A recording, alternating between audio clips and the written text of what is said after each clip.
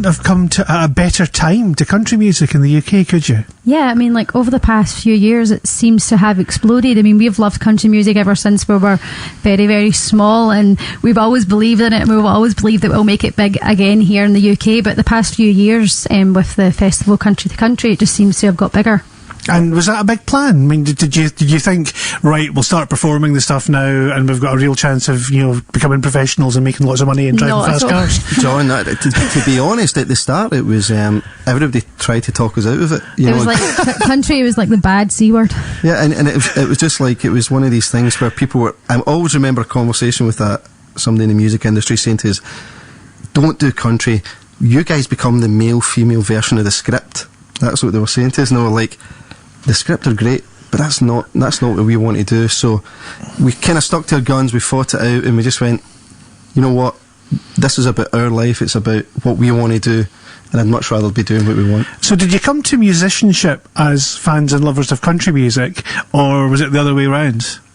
I think, as Claire says it, and we're really lucky. We were brought up on country music, and I think that's very much indicative of that time when it was one singer, one song at family parties, and invariably it was either country music or Scottish folk music.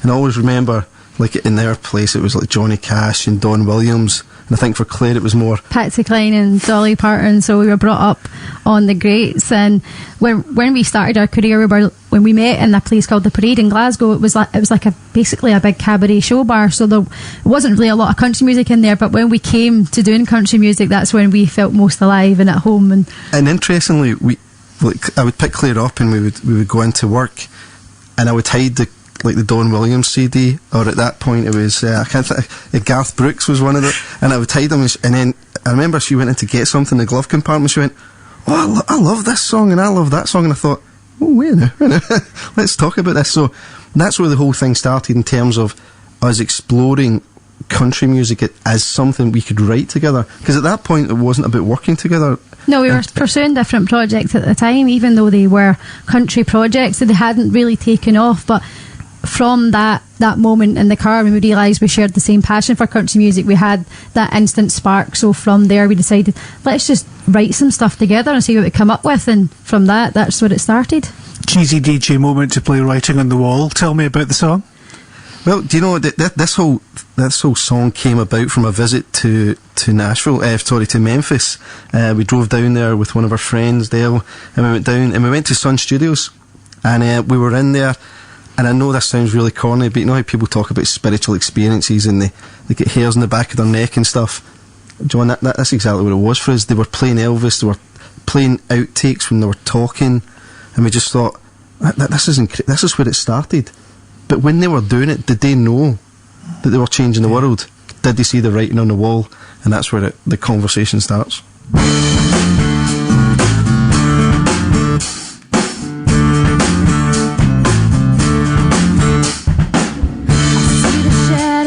The candles burn, show me things that I need to learn. Just a lady with a crystal ball, show me the writing on the wall. Pour the bottle and we'll drink that wine.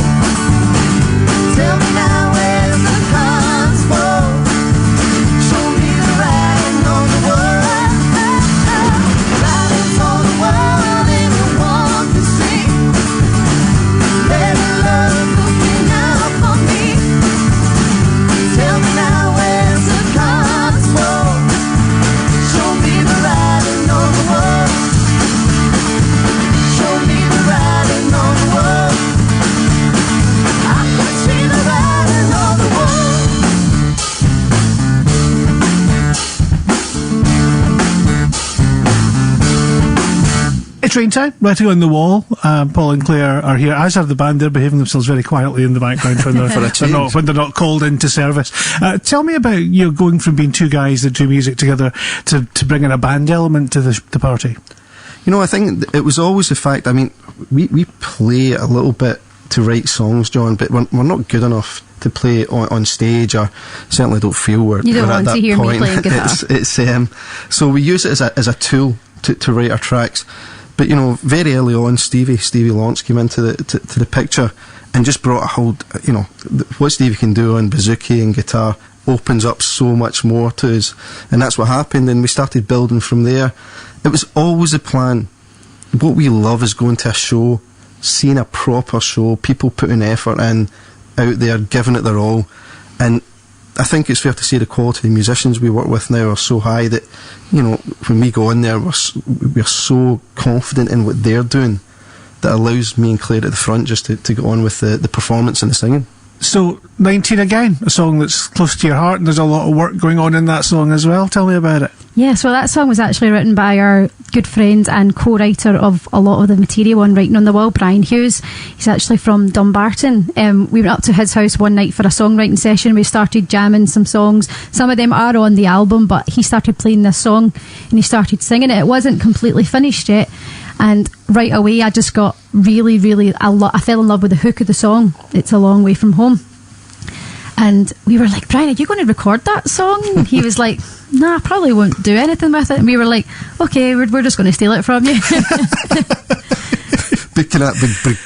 Begrudgingly, yeah, just take it. No, not at all. He was great with us, and I think that's the thing about working with somebody with the talent that Brian's got is you have to raise your game, but also he's got such a breadth of amazing tracks there. And then, like Claire said, it was the hook, it was the story. It was very visual, I think. I think because it's from a female perspective, I really connected with the song, and I wanted to give the female in the story a voice.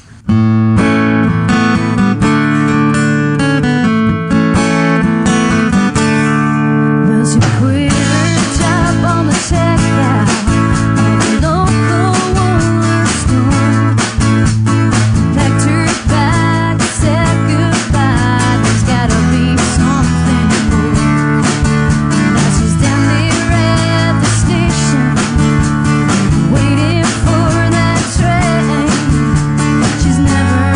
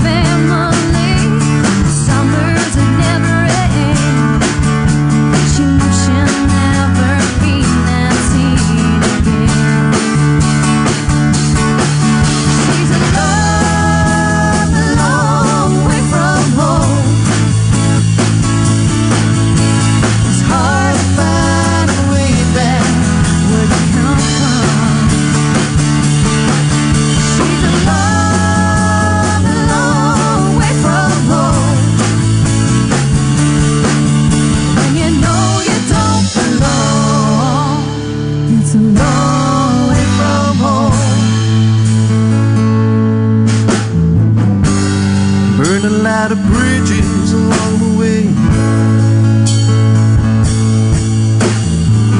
Set the wood on fire, such a price to pay, yeah. She's a long, long way from home, and it's hard to find a way back where you come from. She's a long, long way from home, when you know you don't belong.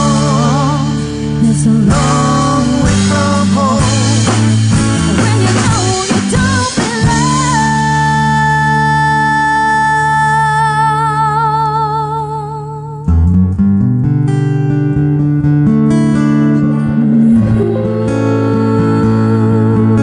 It's a long, long, long way from home.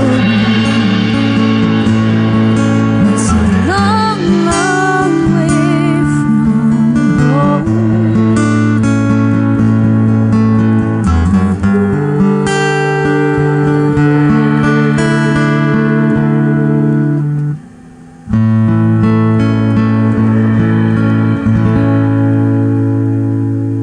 It's Raintown, 19 again, in session on the Greatest Country Hits. I'm John Collins, and Claire and Paul are still here, which is good news. They've not run away from me yet. Tell me about your heroes. You've mentioned, because the kind of collective country cringe acts that you maybe hid in your glove box, as you said. But who are your musical heroes? You know, I think it's fair to say we're both got very eclectic tastes. There's nothing off limits for us. I think that's the way you become better at your craft, is you don't close yourself off, you open yourself up. But growing up, again, to be fair, it was Elvis, it was Johnny Cash, Don Williams was constantly played. Don Williams is a good example where the story became something, even as a child, using your imagination based on these stories, even though they were completely wrong. But it was the fact that these lyrics created imagery that I've always loved. And for me, the first country music record I ever heard was Patsy Cline. And my gran in her day was a really good singer, and she used to do that at family parties. She would sing Patsy Cline, and I fell in love with her voice and how much she can deliver a performance and an emotion in a song.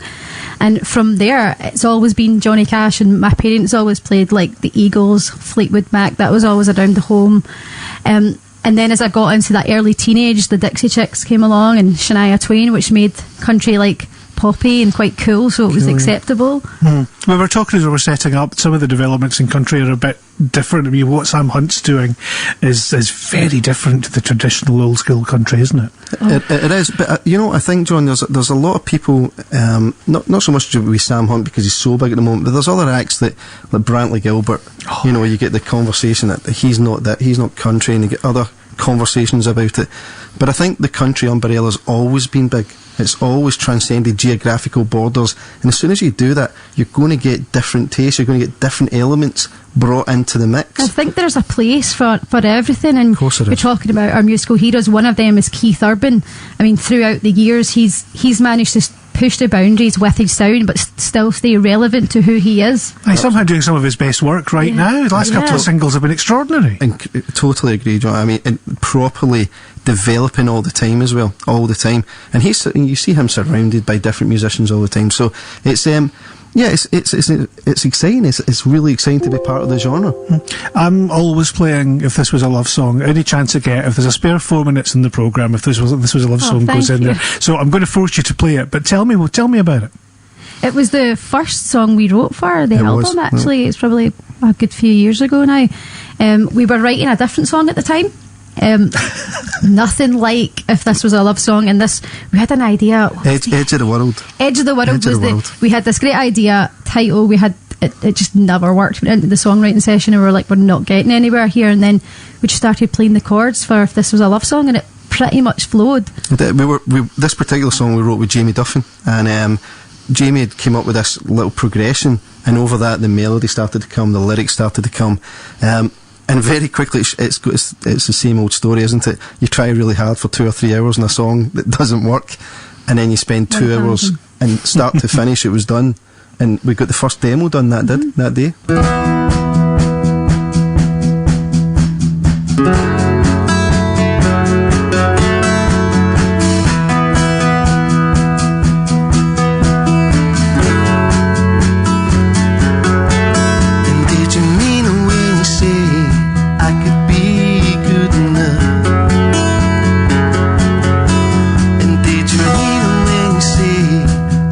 All you ever needed. Got your picture in my pocket and your number at my fingertips. I've kept all your letters like a locket next to my heart. Could we survive if we tried? Could we hold on before we collide? This was a love song we sing it right. This was a story in black and white. This was a heart it would beat in time with yours tonight. This was a movie we'd say goodbye. This was a slow dance I'd hold you tight. If this is love, it will last until the end of time. Never will last summer on a plane to New Orleans. You sent a promise on a postcard. You were coming back. I know your favorite movie and the thing that makes you laugh. And it's been pulling at my heart. And tell me you feel it too. Could we survive if we tried? Could we hold on before we collide? This was a love song we sing it right. This was a story in black and white. This was a heart it would beat in time with yours tonight. This was a movie we'd say goodbye. This was a slow dance I'd hold you tight. If this is love, it will last until the end of time. Come on and say that you want me. Come on and say that you want me. This was a love song, we'll sing it right. This was a story in black and white. This was a heart it would beat in time with yours tonight. This was a movie we'd say goodbye. This was a slow dance I'd hold you tight. If this is love, it will last until the end of time. Oh, if this was a love song. If this was a love song, Raintown, still here. Tell me about the band we've got here this evening. So we have Stevie Lawrence, we've got John Alexander, John Mather, and Louise Alexander as well over here. We're missing one, actually. Poor John Mather, he's actually playing bass today. He usually plays lead guitar for us, as our bass player is away on work. He's on other duties. Other exciting projects. And poor John get lost on the way down from Aberdeen as well. He's multi-talented. He can fill in any instrument. They could do everything except navigate. Apparently so. How much time do you spend on this? Because this is your full-time job. UK Country has reached a point where musicians can make a living on the music, which is fantastic. Are you're rehearsing a lot, gigging a lot? Tell me about the kind of day-to-day. You know, since the release of the album, when we released the album very, very short, in fact, a few days later, we went on a UK tour, our first UK tour. From then, things have been about building up towards a second single, which is, a decision has to be made very shortly on that. And then it's a case of we're into festival season, you know, things are kicking off around the country. We've got things happening down in Manchester, Stockport with buckling boots. You know, we're down in London very shortly, and then of course we're back up here in Glasgow for a couple of things. Yeah, we always treat the music pretty much like a business. I know it's not very rock and roll to admit that, but every day is dedicated to something different, whether it be social media or we're rehearsing and we're planning extra like tours, and it's pretty constant for us. Of course, and I think when it's your passion, when it's what you will truly love to do, John, it doesn't massively feel like work most of the time, you know. And sometimes you have to look around and actually take a moment. You know, we go up to Stevie's quite a lot, just to take some time out, sit and have a chat, and just say, well, actually, this is where we've came from, and this is where we are. I'm going to play one last song, Light the Fuse Up. Tell me about it. That was actually on our first album, Hope in Troubled Times. It's a song very dear to our heart, and we changed the arrangement of it just not too long ago. It was Stevie's idea. It was. Stevie's been at us for a long time, John, to get like a 6/8 or a swing type version of a song. When we say at us, we mean pretty much at us every time. And he came to his credit, he came to rehearsal and he said, look guys, I know Light the Fuse Up is all rocky and it's all up there, can we try it like this? And that's what, you know, rehearsals, that's what they're for. Let's try it out. And we absolutely loved it right off the bat. And it's funny how many people on tour, how that was one of their favourite songs. And they're commenting on it, so it's going in the right direction, so it stays. Yeah, because when we first wrote it was like Paul was saying, it's very rocky, and we wrote it like purposely to open our album like a party song. Yeah. So this is a little less Springsteen version. Yes. Of Light the Fuse Up. Guys, thank you so much for coming in. John, thank you for having us. We really appreciate it. Thank you.